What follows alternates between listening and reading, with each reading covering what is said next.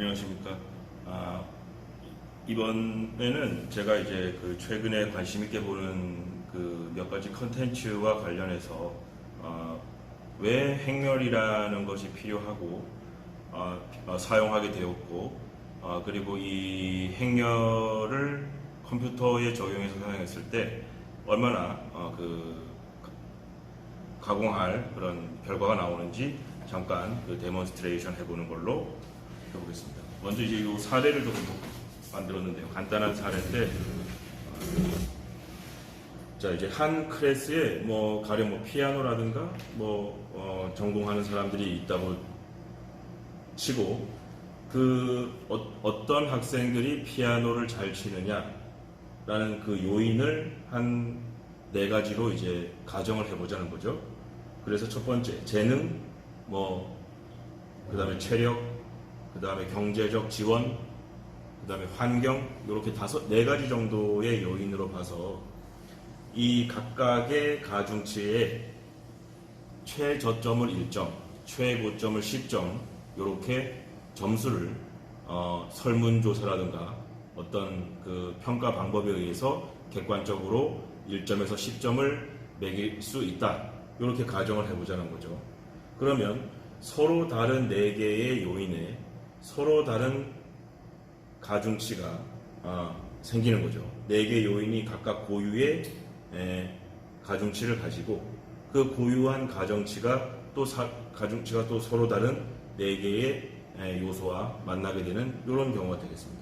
그런데 이 학급의 학생이 만약에 5명이라고 치자죠. 웨이트는 가중치가 이렇게 있고, 그리고 학생이 만약에 5명이라고 하면 이 학생이 각각에 갖는 재능이 3점인 학생도 있을 것이고, 이 학생은 재능은 3점,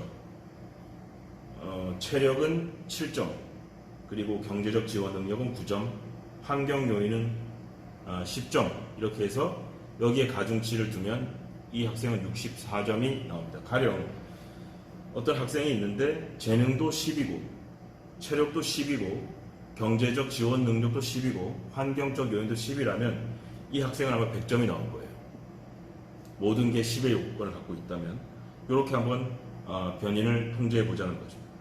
그래서 이걸 만약에 행렬이라는 개념이 없고 아무것도 사용하지 않고 정말 원시적으로 계산한다면 이거 다 곱해야 되겠죠? 이거 곱하고 이거 곱하고 일일이 다 곱해서 이게 암산도 안 되잖아요, 지금은. 이렇게 나오고.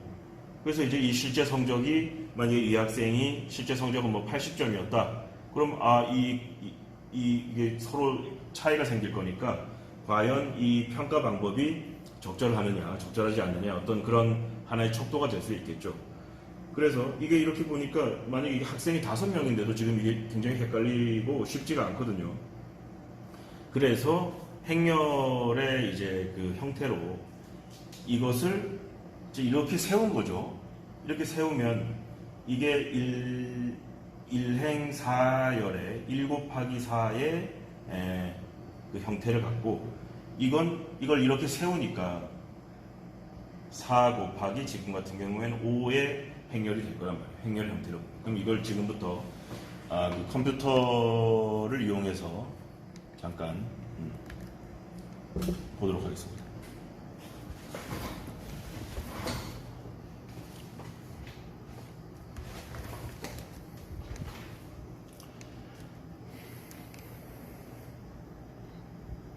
자, 지금 이게 그 각각의 재능을 만약에 4로 놨으니까 모든 가중치를 더하면 10이 되고 그 가중치에다가 각각의 곱을 해주면 아마 100점이 나올 거예요. 그러면 지금 이게 제가 난수표로 이미 만들어 놓은 건데 여기 이제 이 숫자는 이게 숫자를 여기다 클릭을 해서 만약에 임의의 수를 넣으면 이 숫자가 바뀌어 버려요. 난수표에서는. 그렇기 때문에 아까의 그 가중치는 무시하는 걸로 하고 없던 걸로 하고 지금 이 표시에 나와 있는 이 숫자로 그냥 평가를 해보겠습니다. 아까 이게 64점인가 나왔었죠. 그런데 이게 지금 바뀌었기 때문에 아까 그 숫자를 기억하면 안 된다는 거죠. 그래서 지금 이게 아까 5명이었지만 이게 만약에 그 1 곱하기 4 행렬 아닙니까? 1 곱하기 4 그 다음에 5명이었을 때 4 곱하기 5, 4 곱하기 5의 행렬이 돼서 이걸 만약에 이렇게 했다면 결과값은 1 곱하기 5의 그런 행렬이 됐겠죠.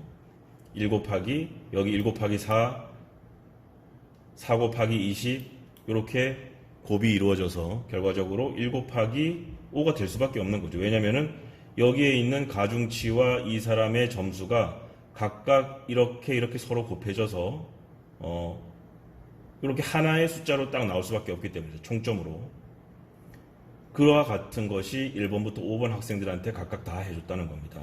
자, 그런데 여기까지가 행렬을 이용한 풀이. 이거는 사람이 할 수 있어요. 근데 자, 이제 기계로 넘어가서 만약에 20명이라고 하면 자, 난수표를 돌려보겠습니다. 자, 20명이라고 해서 이게 임의의 숫자가 생겼을 경우에 사실 이게 임의의 숫자 생성하는 것도 쉽지가 않은데 이게 컴퓨터기 때문에 그냥 해버리는 거죠. 자, 여기서 이렇게 해버리면은 이게 그냥 답이 나온다는 겁니다. 이렇게. 이 순식간에 구했죠? 1번부터 20명의 학생을 이 총점이 지금 이렇게 나오는 과정을 보고 있는 건데 이게 그렇게 되면 이게 1 곱하기 5가 아니라 1 곱하기 20이 되겠죠. 이게 뭐 20이 아니라 10,000명이라도 뭐 순식간에 하겠죠. 순식간에 합니다.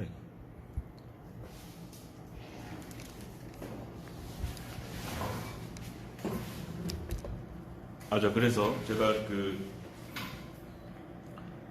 최근에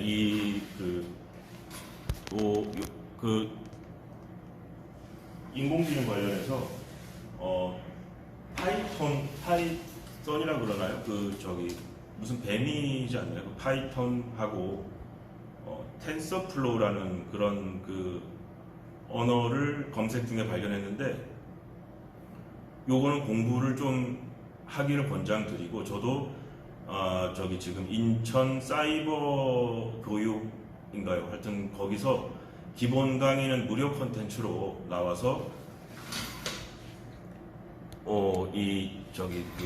파이썬이라는 언어를 기본에 대한 강좌가 있더라고요. 그래서 그 파이썬 같은 경우에는 인터프리터 언어라고 하든지 그래요. 그러니까 예전에 그 C 언어처럼 굉장히 좀 많은 지식을 필요로 하지 않고 굉장히 직관적이더라고요. 그러니까 저 같은 경우에 사실 직관에 의존해서 일상생활을 조금 하는 걸 너무 이제 거기에만 좀 치중을 하다 보니까 어떤 규칙 게임이라는 거를 저는 거의 안 하고 사는 그 생활 형태가 좀 돼가지고 사실 이게 공부도 우리 유명하신 사상가 분들이나 이런 분들의 강의를 들으면 굉장히 도움이 되는 얘기를 제가 많이 들었어요. 그러니까 어떤 공부를 시작할 때는 정말 이렇게 좀 희망과 어떤 꿈에 부풀어가지고 마냥 좋을 것 같은데 사실 공부를 시작하면 거기에는 엄청나게 많은 규칙들이 존재하거든요.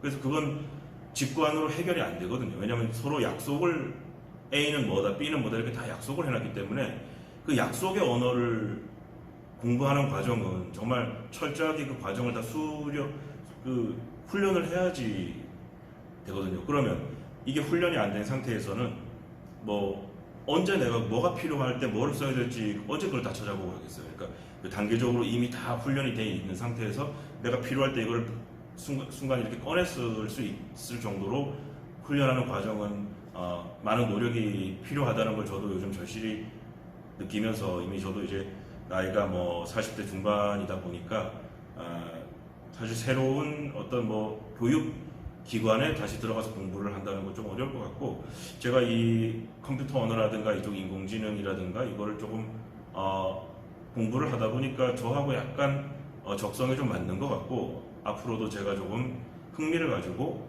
공부 시간을 좀 투자해 볼 만한 분야가 아닌가 저도 이걸 발견하게 됐습니다. 이번 기회에. 원래 제가 이제 3월 29일부터 6월 8일까지 무려 한 71일간 금주를 하면서 이게 이제 코로나 상황에서 조금 뭔가 좀 생활의 패턴을 바꿔보자라고 했는데 이상하게 한 71일, 71일 요쯤부터 두통이 사실 너무 심하게 와가지고 요거를 거의 한 100일을 못 채웠어요. 그리고 나서 이제 치료